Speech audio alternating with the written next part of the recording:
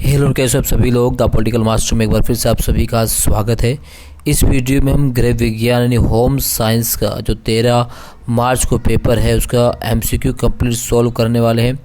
और 13 मार्च का आपको जो होम साइंस के पेपर है एग्जैक्ट ऐसे ही आने वाला है। तो इस वीडियो को एंड तक ज़रूर देखिएगा।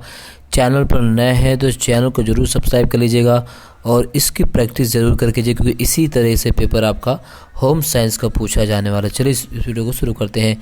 तो आप यहाँ पर देख सकते हैं टोटल जो है आपसे जो है 35 क्वेश्चन पूछे जाने वाले हैं। और इन 35 क्वेश्चन में अगर हम बात करें कुछ एमसीक्यू वाले हैं। तो सबसे पहले अगर हम बात करें तो जो खंड का में प्रश्न संख्या 1 से लेकर 18 है, प्रत्येक प्रश्न 1 अंक का है। खंड खा में प्रश्न संख्या 19 से 25 प्रत्येक अंक 2 अंक के तथा प्रश्न संख्या 26 से 29 प्रत्येक 3 अंक के हैं। इस तरह से आपसे क्वेश्चन पूछा जाएगा। तो पहला क्वेश्चन है कि रेड रिबन RRE किस रोग के बारे में जागरूकता उत्पन्न करने के लिए देशव्यापी अभियान था। तो रेड रिबन की बात करें तो रेड रिबन जो है वो एड्स के रोकथाम को जागरूकता उत्पन्न करने के लिए किया जाता है। इस तरह से कुछ बनाया जाता है, ठीक है। अक्सर खिलाड़ी भी इसको पहन के खेलते हैं। इंडियन क्रिकेट टीम में कोई भी मैच होता हो कोई भी खेलता है। भारत सरकार की योजना में बालिकाओं की स्कूली शिक्षा में प्रवेश स्तर की तैयारी के लिए ब्रिज कोर्स शुरू किया गया था को अध्ययन का वह है बेटी बचाओ बेटी पढ़ाओ। होटल में अतिथियों के आगमन पर उनका स्वागत करता है और उन्हें पंजीकरण डेस्क तक पहुंचाता है। तो वो होता है पंजीकरण डेस्क तक पहुंचाने काम करता है बेल बॉय। कौन करता है? Bell boy. इसी प्रकार से इंग्लिश में भी रेड रिबन एक्सप्रेस वह एड्स से संबंधित है। सी इसका सही ऑप्शन है, राइट। बेटी बचाओ बेटी पढ़ाओ and third is bell boy. Question number 4, निर्धन महिलाओं को सूचना और संचार प्रौद्योगिकी का प्रशिक्षण देने के लिए समुदाय शिक्षण केंद्र किस संस्था अथवा परियोजना के अंतर्गत स्थापित किए गए हैं।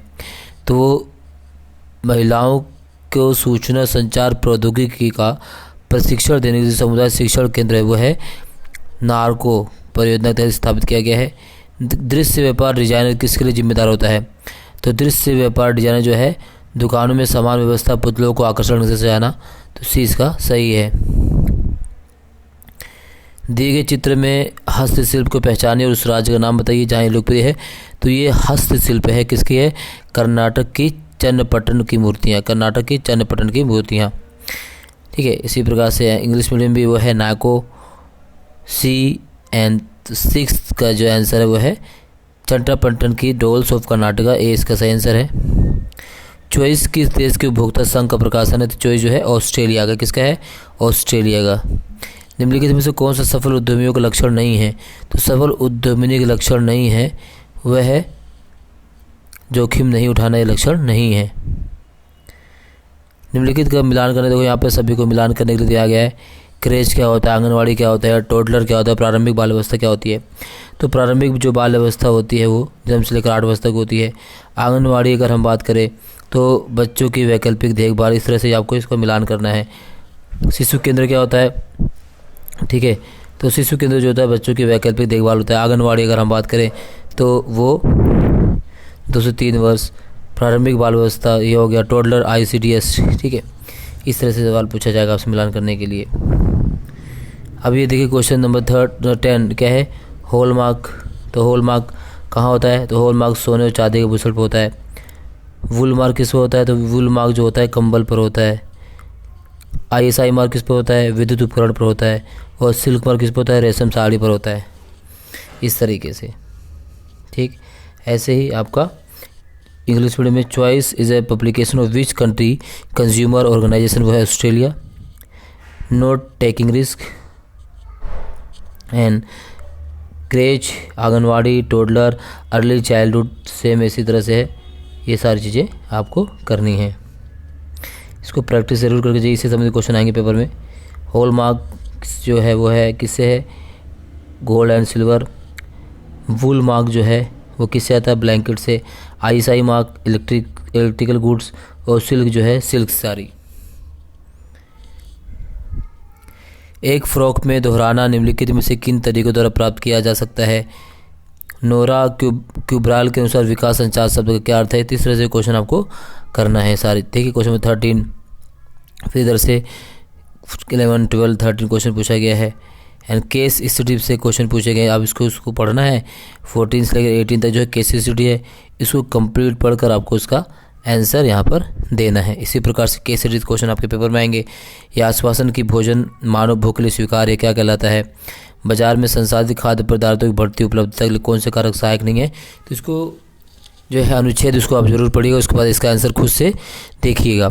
और आप सभी से जो है गुजारिश है कि चैनल पर नए हैं तो ज़रूर सब्सक्राइब कीजिए, वीडियो को लाइक ज़रूर कर दीजिएगा, क्योंकि आप सभी के सहयोग के लिए और आप सभी को 13 मार्च के पेपर में थोड़ी भी मदद पहुँचे, बस ये हमारी एक अभिलाषा है कि आपको इस वीडियो से कुछ ज़रूर फ़ायदा होगा, क्योंकि इसी टाइप के क्वेश्चन आप सभी से पूछे जाएंगे।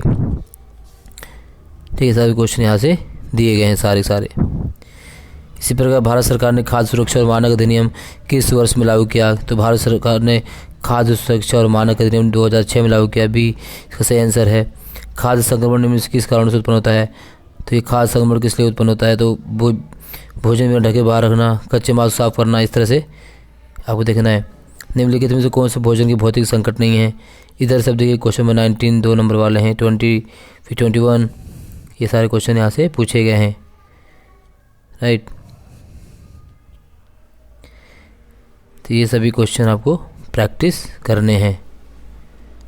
होम साइंस के पेपर में इसी प्रकार से क्वेश्चन आप सभी से पूछे जाने वाले हैं, तो ये आप ज़रूर प्रैक्टिस करके जाइएगा। हर एक क्वेश्चन को आपको अच्छी तरह से प्रैक्टिस करना है और उसी संबंधी क्वेश्चन करके जाना है।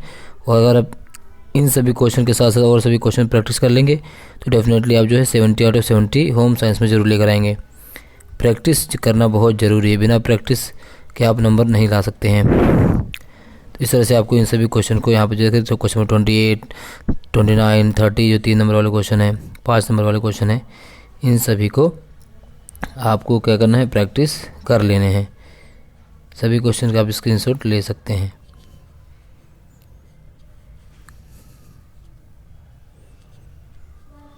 ठीक है, तो ये क्वेश्चन लक्षित बाजार क्या है? 6 व्यापारिक अधिकारों को उल्लेख कीजिए। एक फैशन व्यापारी को बाजार विभाजन के 4 तरीके बताइए। तो ये सारे क्वेश्चन के फैशन एक चक्र के रूप में बदलता है। इस कथन के संदर्भ में फैशन चक्र के 5 स्तरों को संक्षेप में समझाई। तो ये आपको टोटल जो है 35 क्वेश्चन जो पूछे गए हैं वो सारा हमने आपको यहाँ पर दिखाया। तो इसी प्रकार से क्वेश्चन आप सभी से बोर्ड एग्जाम 2024 में 13 मार्च को पूछे जाने वाले हैं। तो इन सभी का जरूर प्रैक्टिस कीजिएगा। आई होप आप सभी वीडियो पसंद, अगर पसंद आए तो लाइक ज़रूर कीजिएगा, शेयर ज़रूर कीजिएगा और ज़रूर से सब्सक्राइब कीजिए। बहुत बहुत धन्यवाद। जय हिंद।